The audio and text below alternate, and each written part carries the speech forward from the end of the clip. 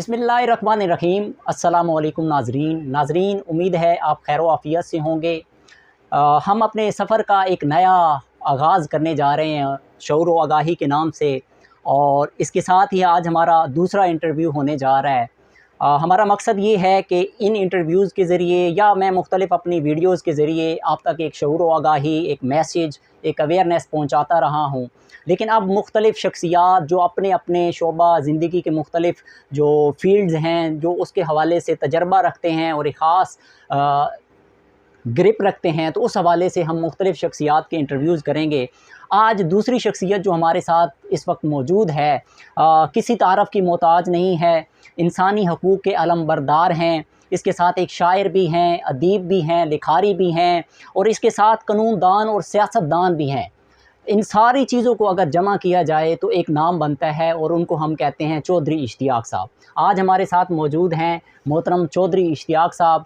मैं बहुत ज़्यादा शुक्रगुज़ार हूँ इनके कीमती वक़्त का, और ख़ास तौर पे मैं इनको अप्रिशिएट करना चाहूँगा। यहाँ पे मैं ये चीज़ ऐड करना चाहूँगा कि जितने लोगों से मैंने इंटरव्यूज़ के लिए टाइम लिया, वक्त दिया, तो उन्होंने मुख्तलिफ़ चीज़ें जो आज आपके हिसाब से स्टेटस और मुख्तलिफ़ चीज़ें देखी जाती हैं, आपके पास कैमरा कौन सा है, आपके पास सब्सक्राइबर कितने हैं, आप कितना, आपके पास, आप हमें कितना देंगे, वगैरह वगैरह, इस तरह की मुख्तलिफ़ चीज़ें।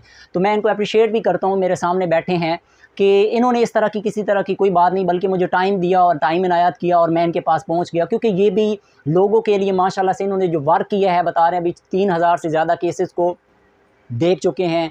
तो इस तरह के इंसानी हकूक़ के, ह्यूमन राइट्स के हवाले से जो इनकी एक्टिविटीज़ और माशरे में एक कंट्रीब्यूशन है, वो भी किसी से ढका छुपा नहीं है। आज इनसे बात करेंगे। बहुत शुक्रिया सर आपके वक्त का, आपने बहुत अपना कीमती वक्त अनायत फरमाया। इसके साथ ही एक चीज़ मैं यहाँ पे ऐड करना चाहूँगा कि सर ने इसके साथ ही मुख्तलिफ़ बुक्स जो हैं वो भी लिखी हैं। एक ख़ास तौर पे हमारे सामने अभी मौजूद भी है, एक शायरी की बुक है हमारे पास, उदास आँखें। ये इनकी एक नई बुक आई है अभी मार्केट में। इसके अलावा ह्यूमन राइट्स के हवाले से नो यूर राइट्स, ये भी इनकी एक बुक आई है। इसके अलावा मुख्तलिफ़ जो हैं तहरीरें, ब्लॉग्स वगैरह भी वक्तन फ़वक्तन लिखते रहते हैं। तो आज सर से एक तो इनका तारफ़ और इनके कैरियर के हवाले से, आज जिस सीट पे मौजूद हैं माशाल्लाह से, इन्होंने जो अचीवमेंट हासिल की हैं, इस हवाले से पूछेंगे कि हम बहुत से लोगों को देखते हैं कि ज़िंदगी में वो सक्सेस हासिल करते हैं। तो सर इस वक्त इस सीट पे मौजूद हैं कि इसके पीछे कितनी मेहनत है, कितनी कोशिश है, और आज यहाँ पहुँचे हैं, और ज़िंदगी में कौन कौन सी अचीवमेंट ली हैं। जी सर आप बताइएगा। बहुत शुक्रिया। इस ज़िंदगी में कोई शॉर्टकट नहीं होता है, तो ये ज़हन नशीन होनी चाहिए। सही।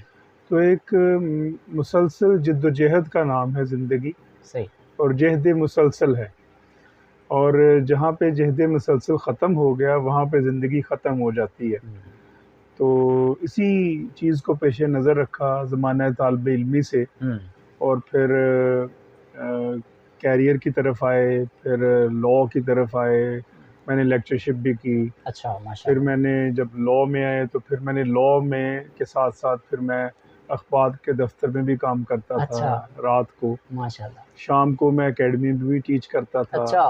अब आप अंदाज़ा कर सकते हैं कि सुबह मैं अदालत आता था 8 बजे, और 3 बजे 4 बजे तक फिर अदालतों में काम करना, चैम्बर में काम करना, फिर 6 बजे एक प्राइवेट इंस्टीट्यूट में टीचिंग करनी, अच्छा। 2 पीरियड वहाँ लेने, और फिर मैंने रात को 8 बजे चला जाना अखबार के दफ्तर, अच्छा, और वहाँ माशाल्लाह। फिर रात 2 ढाई बजे तक काम करना। माशाल्लाह। तो ये वो एक, क्योंकि शुरू की वकालत के जो दिन थे वो बहुत मेहनत तलब और तकलीफ़ दे थे।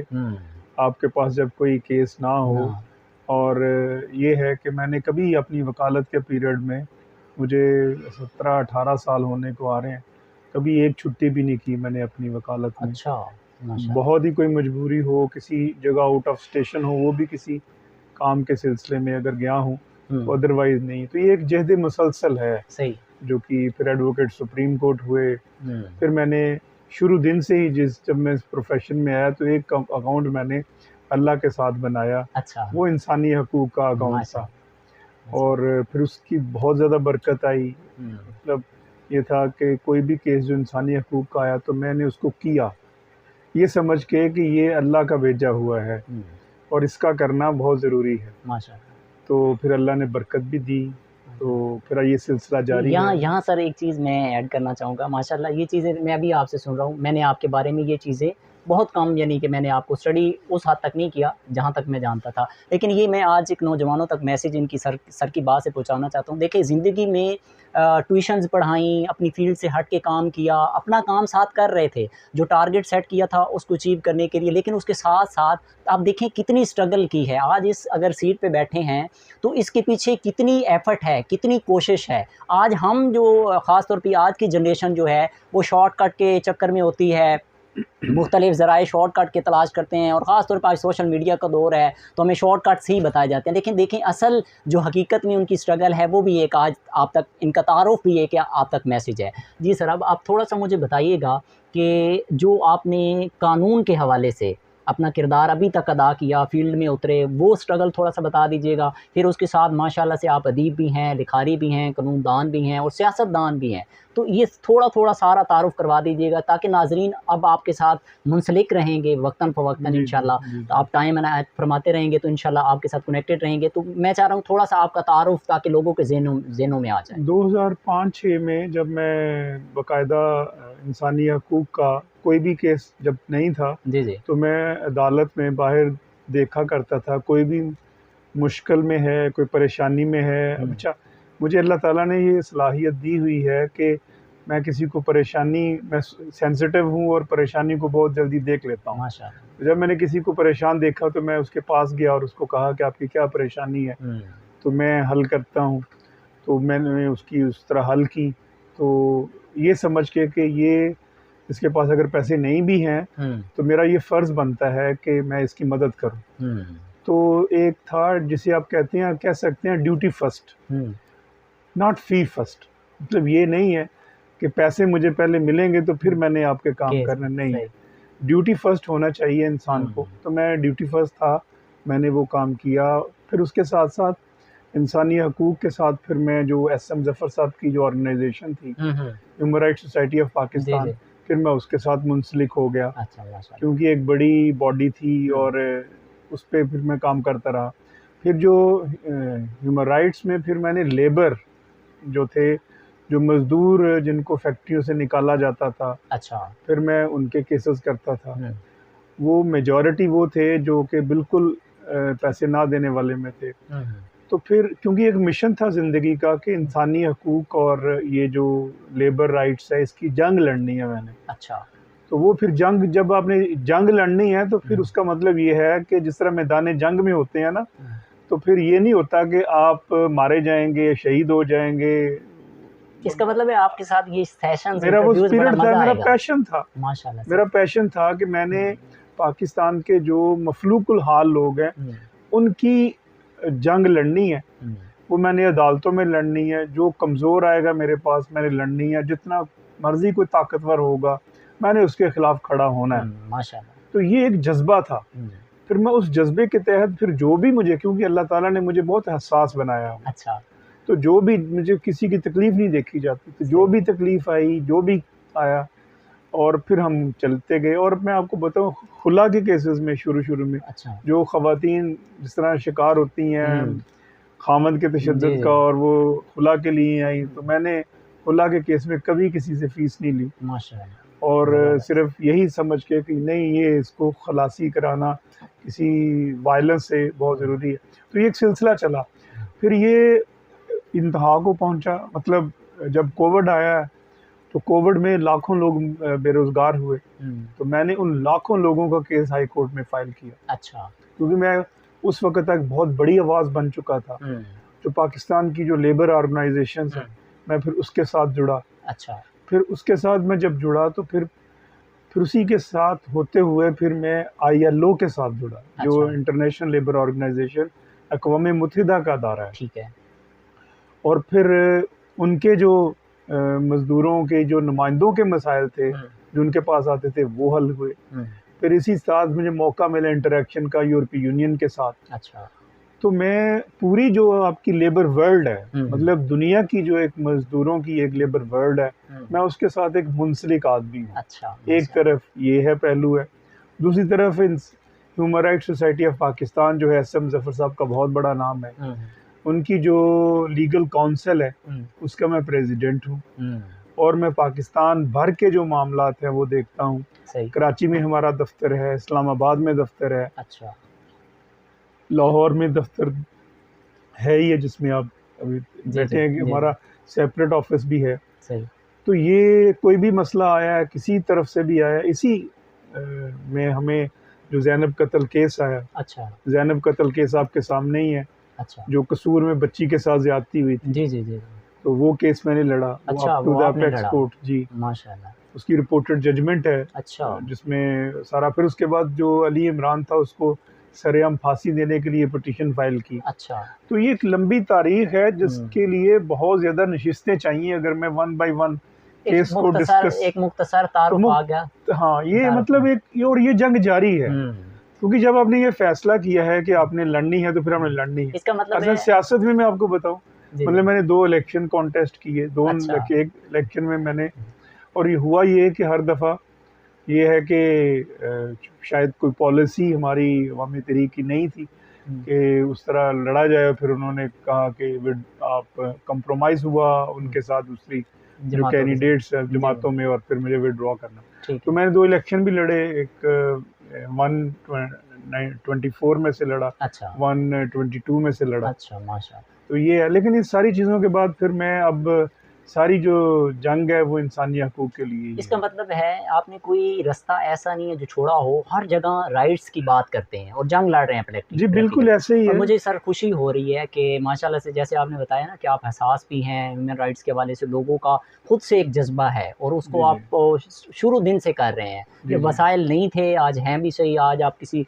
ओहदे मकाम पे भी पहुँच गए हैं, आज भी आपके अंदर वो दर्द और वो चीज़ें मौजूद हैं। तो मुझे बिल्कुल बड़ी ऐसे। खुशी महसूस हो रही है कि मैं आपके पास, अल्लाह ताला ने मुझे एक अच्छी जगह पहुँचाया, कि मेरा मकसद भी लोगों तक अवेयरनेस था, लोगों तक शऊर आगाही पहुँचाना कि जो राइट्स, अपने राइट्स की हम बात करते हैं तो अब देखिए हमारे ना, यहाँ। ह्यूमन राइट्स पीके जो मेरा चैनल है यूट्यूब का, अच्छा।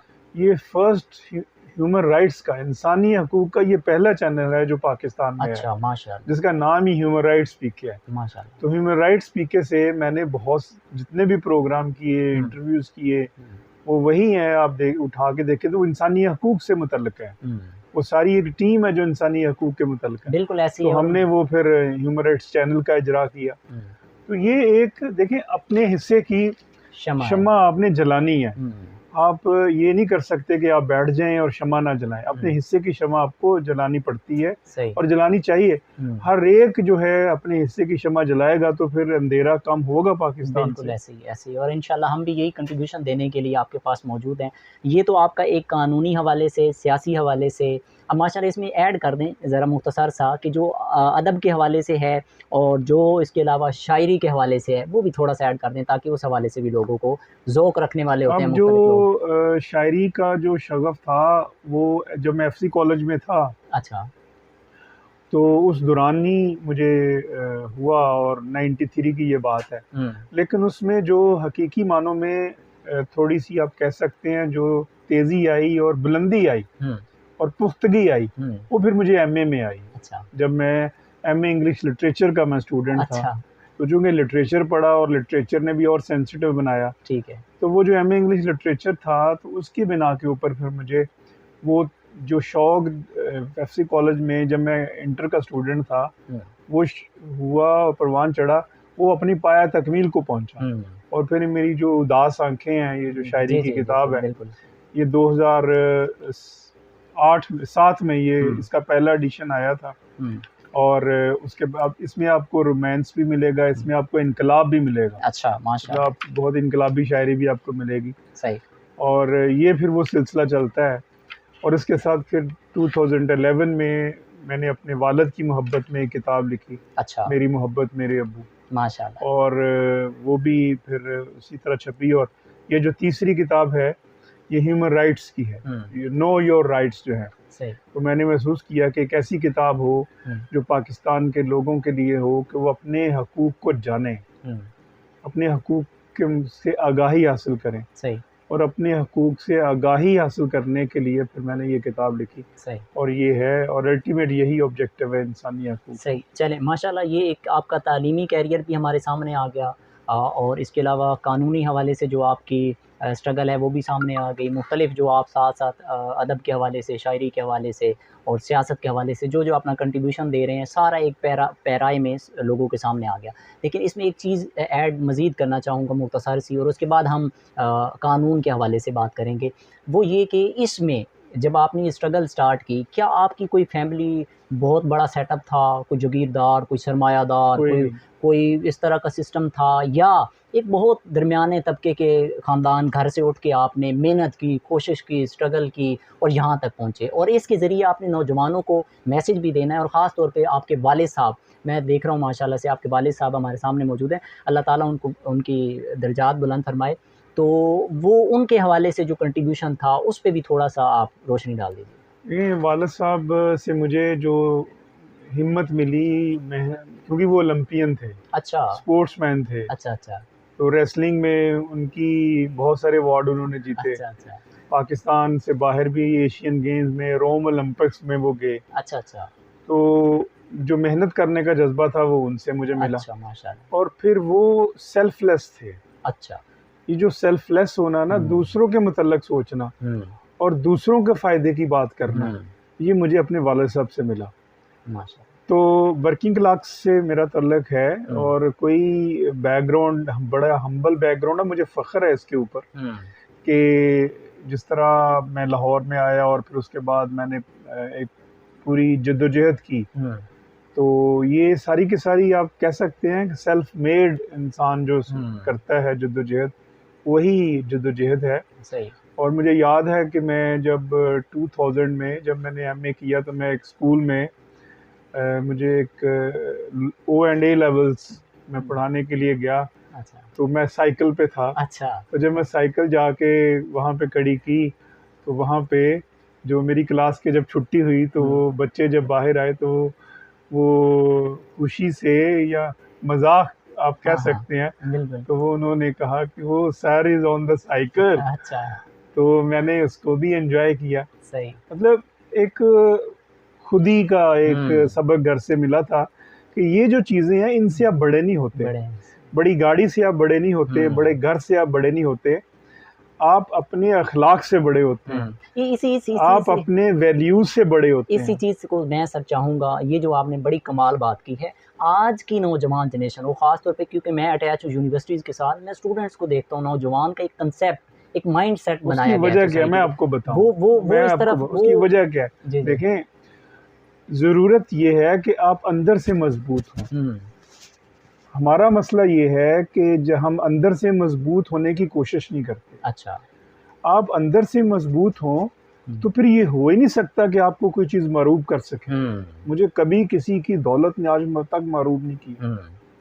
मुझे कोई बड़े से बड़ा मनसब जो है उसने मरूब नहीं किया। माशाल्लाह। कितने बड़े से मैंने बड़े बड़े केसेस किए कि बड़े बड़े जो लोगों की नज़र में बड़े बड़े लोग होते हैं, वो जिस तरह सामने खड़े मैंने देखे, और जिस तरह मैंने उनको चित किया दूसरे लफ्ज़ों में, तो बड़े बड़े ऑफिसर जो जिनकी गर्दनों में बड़े बड़े सरिये होते हैं, तो वो मैंने सरिये ठीक कर दिए। सही, माशाल्लाह। तो मतलब होता ये है कि आप अंदर से मजबूत हैं।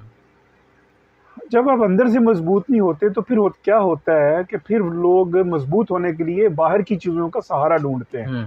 जब बाहर की चीज़ों का सहारा ढूंढते हैं, तो फिर आप मजबूत होने के लिए आप कहेंगे मेरे पास बड़ी गाड़ी हो, फिर मैं मजबूत होऊंगा। फिर आप कहेंगे मेरे पास घर हो बड़ा, फिर मैं मजबूत होऊंगा। तो इसकी तो फिर कोई लिमिट ही नहीं है ना। तो आप जायज़ तरीके से हासिल करें, मैं ये नहीं कहता कि आप गाड़ी हासिल ना करें, आप घर हासिल ना करें, आप करें, ज़रूर करें, लेकिन अंदर से मजबूत हों कि अगर ये नहीं भी है तो फिर भी आप इन चीज़ों से आप मरूब नहीं हैं। यानी जो इकबाल ने खुदी का, मतलब खुदी का जो है ये ज़रूरी है। मतलब बीसियों केसेस आप मेरे स्टाफ से देख सकते हैं कि मैंने फीस के बगैर केसेस किए सिर्फ। तो मैंने आप किसी की दुआएं भी लेते हैं। मतलब मुझे कई एक केसेस है। एक दफ़ा मैं गुज़र रहा था हाई कोर्ट में से, और एक जो खातून है, बूढ़ी अम्मा खातून थी, वो ऊंची ऊंची कह रही है कि हाय रब्बा कोई नहीं सुनता, हाय रब्बा कोई नहीं सुनता। अच्छा। तो वो इस तरह बोल रही है और सब करीब से लॉयर गुजर रहे हैं, अच्छा। लोग गुजरे हैं, तो हर कोई ये कह रहा है वो पागल है, पागल हाँ, है। जो अब रिस मैं दूर से मैंने देखा, तो मैं उसके करीब चला गया, मैंने तो पहचान लिया कि ये हुँ, मेरे इंतजार में है। यानी सेंसर था वो एहसास वाला, जो एहसास आप वाला सेंसर था। तो मैंने कहा उसको कि तुम कह रही हो हाय रब्बा कोई नहीं सुनता, तो ये देखो ना रब ने मुझे भेज दिया तुम्हारे हाँ, पास। सही। तो उसकी आंखों में एक हुँ, मैंने चमक देखी, हुँ, एक वो खुशी देखी। हुँ, मैंने उसको ऑफिस में ले आया, तो सही। मैंने तो वो उसके भाइयों ने उसकी जायदाद का हिस्सा मारा हुआ था, नीचे वो केस जीत गई हुई थी अच्छा, और भाइयों ने आगे हाई कोर्ट में केस कर दिया हुआ था, अच्छा, और वो उसको एक पर्ची हाई कोर्ट से गई हुई थी कि आपका केस यहाँ पे है। सही। मैंने वो एंटरटेन किया, तो मैंने वो वकालतनामा दिया, कोई एक पाई भी नहीं वसूल की मैंने, वो केस माशा जीता। तो वो अम्मा जो है वो फिर दुआएं दे रही थी। माशा ये देखिए जी, सोसाइटी में जहाँ हम देखते हैं कि हम हमेशा सोसाइटी पे बात करते हैं कि मुआशरा इस तरफ जा रहा है, बुराई की तरफ ज़्यादा रुझान हो गया है, या करप्शन, बेईमानी, बददियानती, दो नंबरी, सारी चीज़ें हमें देखने को मिलती हैं। लेकिन एक खुश आइन बात, आज ऑन कैमरा हम बैठे हैं तो इश्तियाक चौधरी साहब हमारे सामने इसकी एग्जांपल हैं कि किस तरह वो लोगों के लिए काम कर रहे हैं और मुआशरा इसी वजह से काम है। आज जो कायम दायम है वो इसी वजह से है कि इन जैसे लोग आज सोसाइटी में पाए जाते हैं। तो अब हम दूसरे अपने जो पहलू है उसकी तरफ अपनी बात को आगे बढ़ाते हैं। जी सर, इसमें अब दूसरे हम पहलू की तरफ आते हैं, जो पाकिस्तान में आइन कानून के हवाले से। इस पे आपकी राय जानना चाहूँगा, क्योंकि आप इसी हवाले से माशाल्लाह एक अथॉरिटी रखते हैं। अल्लामा मोहम्मद इकबाल रहमतुल्लाह अलैह ने एक ख्वाब देखा और कायद-ए-आज़म मोहम्मद अली जिन्ना उसकी ताबीर की और एक रियासत वजूद में आई, एक खित्ता वजूद में आया जो हमने पाकिस्तान की सूरत में हासिल किया। अब रियासत जो है उसमें एक एक आप कह लें एक कंपनी थी, एक रियासत, एक इदारा बना और उसके कुछ कानून बनाए गए जो उस पे ओहदे मुख्तलिफ़ ओहदों पे लोगों ने बैठना था, मनसब सँभालने थे। उनको वो किरदार या उनको अमली तौर पे उस इदारे को चलाने के लिए उन्हें रोल दिए गए। चंद मुंतखब हुए नुमाइंदों की सूरत में आप कह लें, या मुख्तलिफ़ सरकारी ऑफ़िसर जो आज हम ओहदों पे बिठाते हैं, तो इन्होंने एक रोल प्ले किरदार अदा करना होता है और आइन कानून उसके लिए एक रास्ता होता है, वे होता है जो उनको लाइन देता है। अब मुझे ये बताइएगा कि आप क्या देखते हैं, हमने रियासत का वजूद भी उस तनाजुर में लेके आए कि एक कुरान और दीन जो इस्लामी जमहूरियत पाकिस्तान हमने उसका नाम रखा कि इस्लाम के तनाज़र में हम उसके अपने जितने भी सिस्टम्स और बाकी चीज़ें हम उसको उस हिसाब से चलाएँगे। तो जहाँ एक तरफ हम देखते हैं, अगर रियासत मदीना की बात करें, हज़रत उमर फ़ारूक रज़ियल्लाहु अन्हु का एक वाक़या है कि वो आप बैठे होते हैं, रो रहे होते हैं, तो एक शख्स साथ से गुज़रता है तो पूछता है आप क्यों रो रहे हैं? तो बताते हैं कि एक बकरी थी और वो पुल के ऊपर से गुज़र रही थी, तो उसका जो पाँव है उस पे नोच आ गई, उसको नोच आई और वो उसका दर्द जो था, उसकी पाँव टूट गया, जो उसकी पाँव था वो टूट गया। तो उसकी वजह से मैं रो रहा हूँ कि क़यामत वाले दिन मेरे से इसके बारे में भी पूछा जाएगा।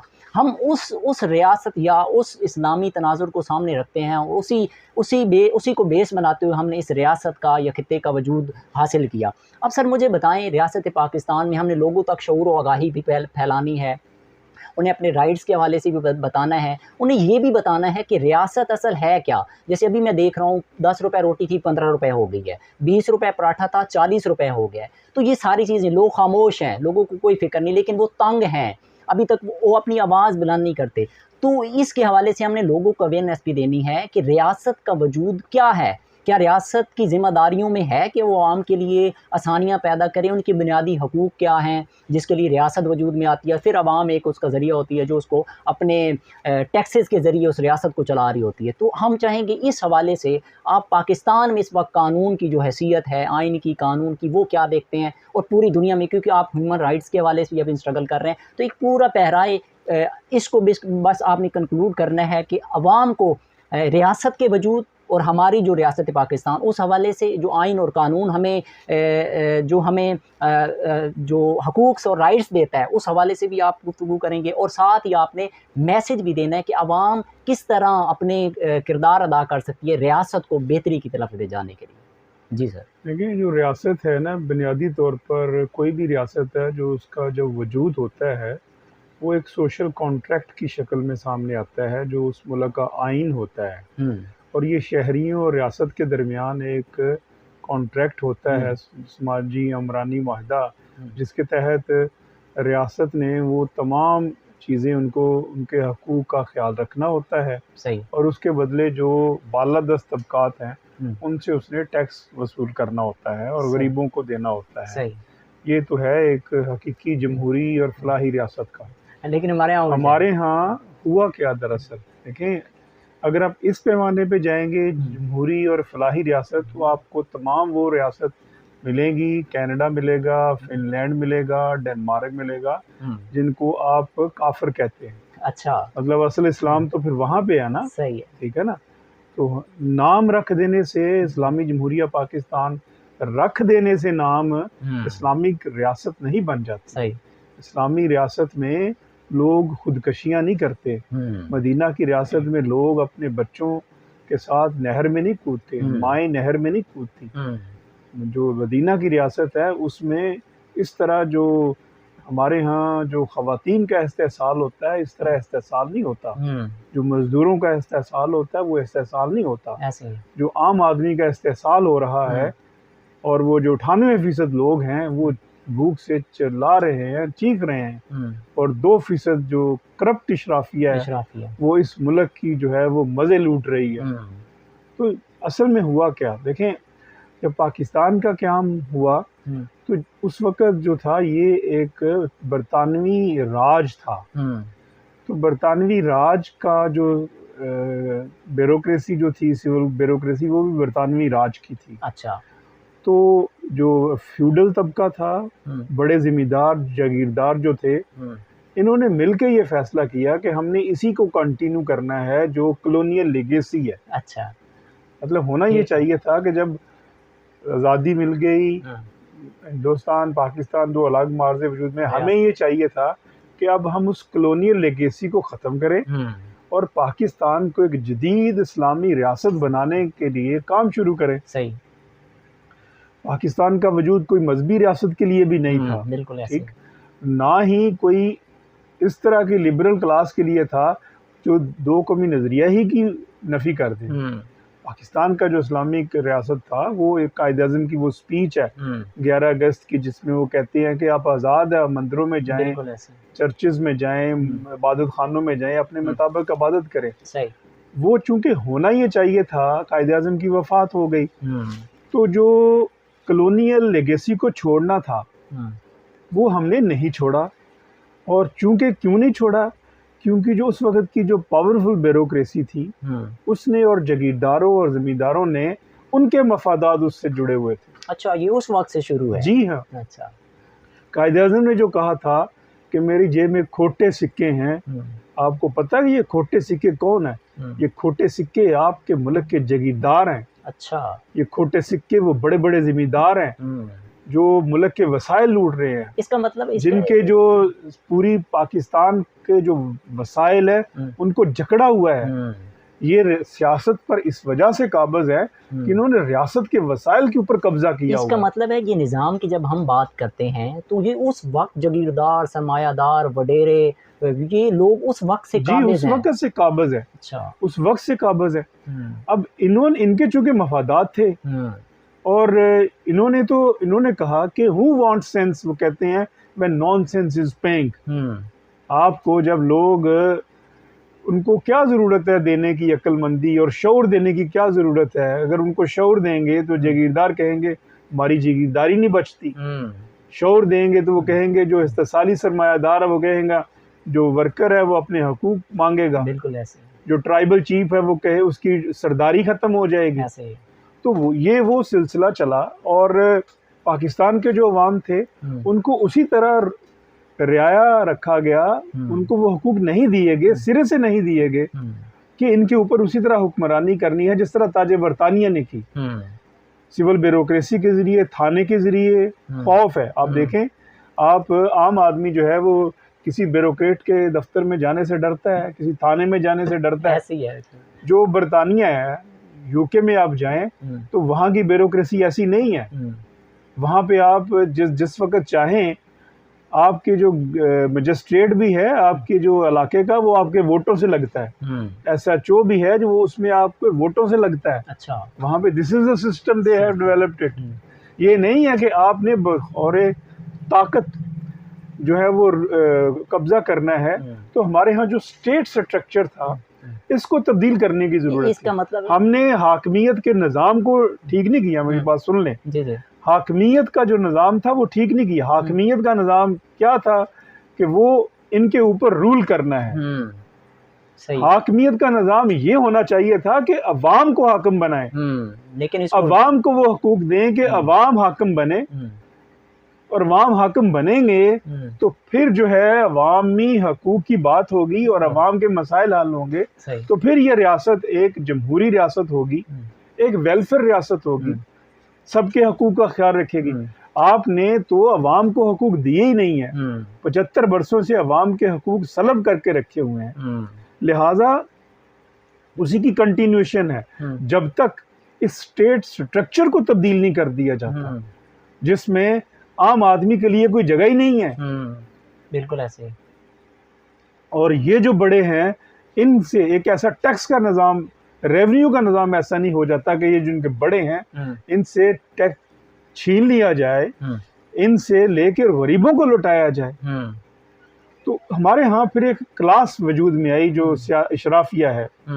सियासत में भी वो सियासी इशराफिया है। इसमें एक चीज़ ऐड करूँगा, ये जो आप ये कंटिन्यू करना चाह रहे हैं, इससे थोड़ा सा मैं बैक लेके जाना चाहूँगा। एक तकिया कलाम बना हुआ है एक ना जुमला, और वो ये कि महज़ब ममालिक में ना ये थाना कल्चर और हॉस्पिटल वगैरह इनको आफ़ियत का निशान समझा जाता है, और हमारे जैसे जो गैर महज़ब हमारे जैसे मुआशरे हैं वहाँ पे तकिया कलाम ये है माशाल्लाह से कि अल्लाह दुश्मन को भी थाना कचहरी से बचाए। वो क्यों तो है? ये वहाँ पे ये जो सहूलत है ये सिर्फ आपकी जो पॉलिटिकल मास्टर हैं उनको हासिल है, रूलिंग एलीट है।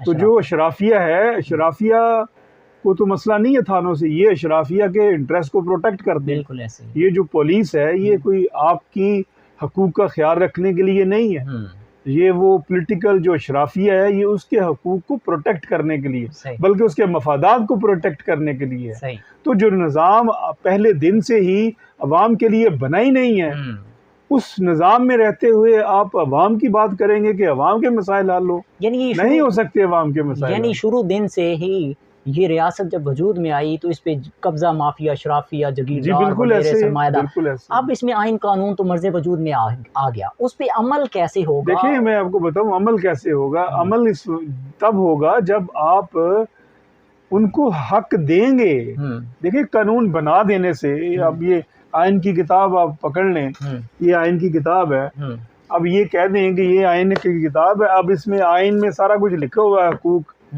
तो ये तो लिखे हुए हैं भाई, सही, ये सिर्फ लिखे हुए हैं किताब के अंदर, ये मिलेंगे तब जब आप उनको देंगे, ठीक है ना। तो ये आपने पढ़ा होगा वो मंटो का नया कानून, वो एक, तो वो ये कानून जो बनते हैं वो बना तो दिए जाते हैं, उससे वक्ती तौर पे आते हैं कि ये कानून की निगाह में सब बराबर हैं। मुझे ये बताएं कि अगर कानून की निगाह में सब बराबर होते तो वो जो कोयटे में वो जो गाड़ी के आगे आके पुलिसमैन मारा गया था, बिल्कुल ऐसे ही वो छूटता। बिल्कुल ऐसे। अगर कानून की निगाह में सब बराबर होते तो सानिया मॉडल टाउन में जो हुआ, वो जो अभी प्राइम मिनिस्टर बन के बैठे हैं, बिल्कुल ऐसे, जो कातिल थे वो वजीर बन के बैठे हैं, कैमरों ने ऑन रिकॉर्डिंग देखा, पूरी दुनिया ने। अब मुझे ये बताएं किसी मुल्क में अगर कोई कानून होता, अगर कोई इंसाफ होता, तो वहाँ पे कातिल जो है वो बड़े बड़े ओहदों पर बैठते, ऐसे ही है, या वो तख्तादार पे होते। अब इसमें सर ये जो सारी सूरत हाल हम देख रहे हैं अपनी आंखों से, यानी इतना बड़ा जुल्म और इतनी बड़ी नाइंसाफ़ी होने के बावजूद हम आवाम भी देख रहे हैं, रियासती इदारे भी देख रहे हैं, और जो इस मुल्क के लिए कंट्रीब्यूशन दे सकते हैं वो भी देख रहे हैं सारे, लेकिन हम जा किधर रहे हैं? इसको सीधे रास्ते पे लाएगा कौन? अमल कौन करवाएगा इस आइन और कानून पे? कैसे होगा? पहली बात तो ये है कि वेरी अनफॉर्चुनेट एंड की तरफ हम जा रहे हैं। अच्छा, ठीक है ना, बहुत तबाही आगे मुझे नज़र आ रही है। बीइंग मैं सियासत का एक अदना सा तालिब इल्म हूँ, मेरी सारी उम्र सियासत में गुजरी है। मैं जब 14-15 साल में था तब से मैं इसमें सियासत में आप कह सकते हैं जब मैं सियासत में कहता हूँ तो मेरा कहने का मतलब ये है सियासी मामलात में दिलचस्पी, शऊर रखना, सियासी शऊर रखना, अवेयरनेस रखना। तो उस वक्त से हम देखते आ रहे हैं चीज़ों को देखना। अब ये जिस तरफ हम जा रहे हैं, अब देखें हम सियासी अशराफिया जो है वो अपने आप को ठीक नहीं कर रही। हम IMF से लेते हैं लोन और अपनी याशी पर सर्फ करते हैं और उनकी शराइत के मुताबिक बढ़ा देते हैं, बोझ सारा अवाम के ऊपर डाल रहे हैं। ठीक है, वो इस वजह से डाल रहे हैं कि हम जो कोलैप्स ना कर जाएं, बैंक करप्ट ना हो जाएं। अब बैंक करप्सी के डर से अब अवाम के ऊपर डाल रहे हैं। ऐसे ही है। अच्छा, जब आप ये करते जाएंगे इसका मतलब ये है कि एक बैटल है जो कि होने जा रही है। एक बात आप सिर्फ उसको तूल दे रहे हैं कि वो आज ना हो, वो कल ना, वो निकल जाए, वो आगे निकल जाए, वो आगे। देखिए एक जगह जाएगी ये जंग जो है, क्योंकि जो मिडिल क्लास है वो तो खत्म हो गई है। बिल्कुल ऐसे। अब 2% अशराफिया है और 98% गरीब अवाम है। अब इसमें सर मुख्तसर सा आखिरी चीज़ें 2 ऐड कर दें। इंशाल्लाह अगले जो सेगमेंट है या अगला सेशन है उसमें हम इसको कवर करेंगे कि ये जो सूरत हाल है, इदारे ये सारा कुछ देख रहे हैं ना, सब देखिए मैं आपको ये कैसे किरदार अदा देखिए अब ज़रूरत आन पहुंची है और मैं ये कहूँगा और मेरा ये मैसेज है आज कि जो पाकिस्तान के मुहब्बे वतन लोग हैं, जो मुल्क की सलामती के अदारों में बैठे हैं, उनको सोचना होगा। बिल्कुल ऐसे। और मुहब्बे वतन लोगों को आगे बढ़ना होगा। पाकिस्तान ऐसे नहीं चल सकता। पाकिस्तान के टाइटैनिक को डूबने से बचाना होगा और मुहब्बे वतन लोग जहाँ जहाँ भी हैं उनको वो अपने किरदार अदा करें, वो आगे आए।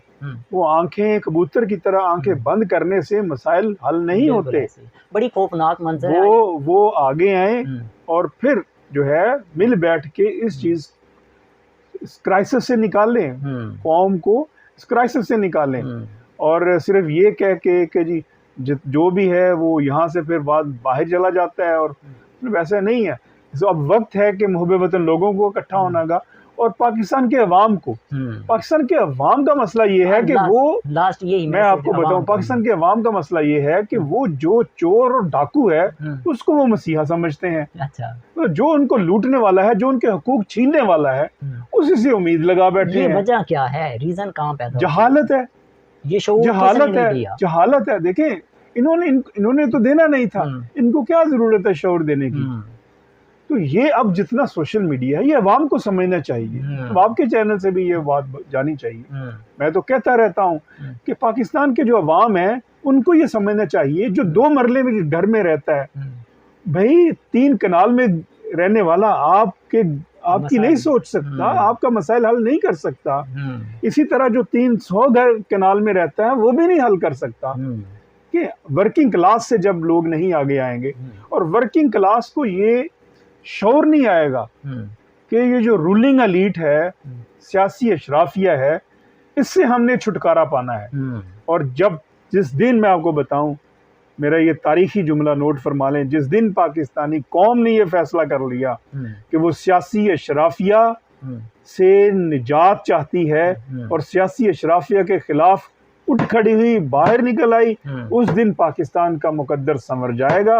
उस दिन जो सवेरा तलू होगा वो एक खुशहाली की तरफ सफर शुरू करने का होगा। देखिए सफर 0 से शुरू करने का होगा, लेकिन कोई एक जनरेशन तो आए जो वहां पे कोई बंद बांधे और फिर आने वाली जनरेशन जो है उस सफर को आगे लेके जाए। चले, आज आपने वक्त किया, ये एक आगाज है, इंशाल्लाह इसको हम कंटिन्यू रखेंगे।